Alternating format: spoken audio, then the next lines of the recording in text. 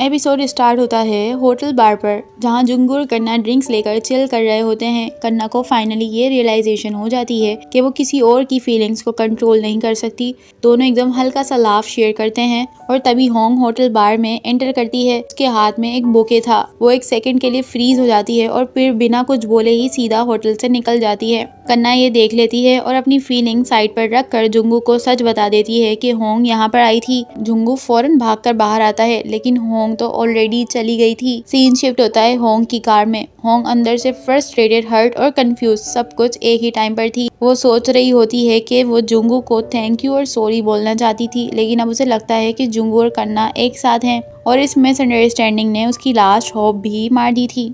उसी time Jungu भी अपने गिल्ट और रिग्रेट के बारे में सोच रहा होता है कि वो होंग को समझ नहीं पाया जब उसे जरूरत थी। सीन शिफ्ट हो जाता है नेक्स्ट मॉर्निंग के ब्रेकफास्ट टेबल पर। कन्ना कामली जुंगू को समझाती है कि होंग से ऑनेस्टी से बात करे। तुम इतने मुश्किल से बोल पाते हो और अपनी फीलिंग्स बहुत मुश्किल से शेयर करते हो, पर अगर तुमने बोल दिया ना तो वो समझ जाएगी।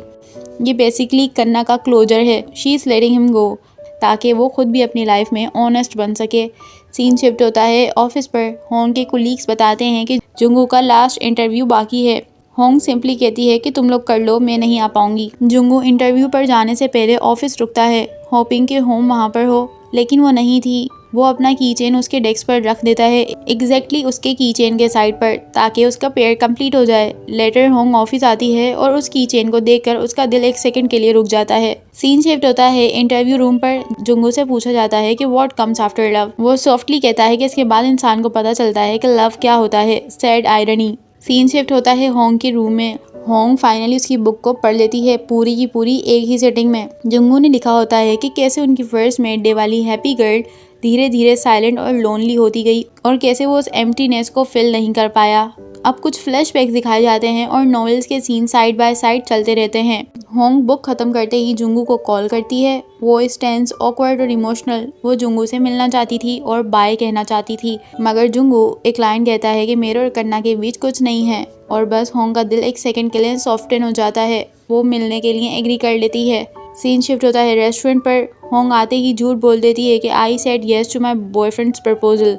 रियलिटी में उनका ब्रेकअप हो चुका है। जुंगू फिर भी कामली एक ही बात क्लियर करना चाहता था। होंग डायरेक्टली पूछने लगती है कि जब मैं रो रही थी तो मुझे रोका क्यों नहीं। तो जुंगू रिग्रेट से भरा हुआ आंसर देता है कि I didn't take your long liners seriously और ये मेरी सबसे बड़ी मिस्टेक थी। होंग अपने आंसू को होल्ड करते हुए सॉफ्टली कहती है अब रिग्रेट मत करो। दोनों एक दूसरे को थैंक्स बोलकर गुड बाय कहते हैं। जुंगू ऑलमोस्ट ब्रेक हो जाता है। होंग कार में बैठकर हैवी टीयर्स फ्लो करती है। अब सीन शिफ्ट हो जाता है नेक्स्ट मॉर्निंग पर, जहाँ पर होंग लेक के पास जॉगिंग कर रही थी। सडनली कोई उसके साथ जॉगिंग स्टार्ट कर देता है and it's Jungu. Hong shock हो जाती है और इमोशनल भी। दोनों बिना बोले साइड बाय साइड जॉगिंग करते रहते हैं, जैसे पुराने टाइम जापान में करते थे। वो रुककर फाइनली वो सब बोल देते हैं जो लास्ट नाइट वो बोल नहीं पाए थे। जुंगू कहता है कि मैं जॉगिंग करता था जापान में क्योंकि तुम्हारी याद आती थी और तब मुझे समझ आया कि तुम लॉन लाइनर से भाग रही थी। और होंग उसका जवाब देती है और कहती है कि मुझे भी सब रिग्रेट होता है, मैं तुम्हें समझ नहीं पाई, बस कंप्लेन करती रही, मैंने भी तुम्हें लोनली फील करवाया है। दोनों अपने अपने ब्लेम्स को शेयर करते हैं और फिर रोने लग जाते हैं।